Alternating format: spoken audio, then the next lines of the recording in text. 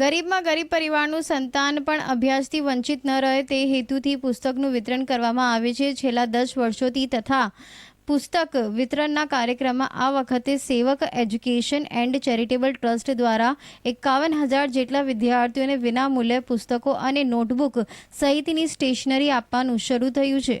આ કાર્યક્રમમાં સૌ પ્રથમ રાજકોટમાં સર્જાયેલી કરુણ ઘટનામાં મોતને ભેટેલા લોકોને શ્રદ્ધાંજલિ આપવામાં આવી હતી. ટ્રસ્ટના ફાઉન્ડર વિજય ઘેલાણીએ જણાવ્યું હતું કે 10 વર્ષ અગાઉ 40 વિદ્યાર્થીઓથી આ કાર્યક્રમની શરૂઆત કરવામાં આવી હતી, જ્યારે આજે આ ટ્રસ્ટ મોટી સંખ્યામાં લોકો જોડાયા છે. 1,000થી વધુ કાર્યકરોની ટીમ દ્વારા સમગ્ર મેનેજમેન્ટ કરવામાં આવે છે. વિદ્યાર્થીઓને પાઠ્યપુસ્તકોથી સાથે સ્ટેશનરી પણ આપવામાં આવતી હોય છે. મારું નામ વિજય ઘેલાણી. સેવક એજ્યુકેશન ચેરિટેબલ ટ્રસ્ટ નામની આ સંસ્થા છે.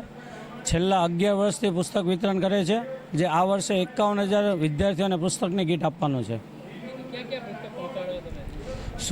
સુરતની આજુબાજુના ગામડા વિસ્તારમાં અને આ વર્ષથી અમે અમદાવાદ અને બરોડા સાઇડમાં પુસ્તકની કીટ આપવાની શરૂઆત કરેલી છે.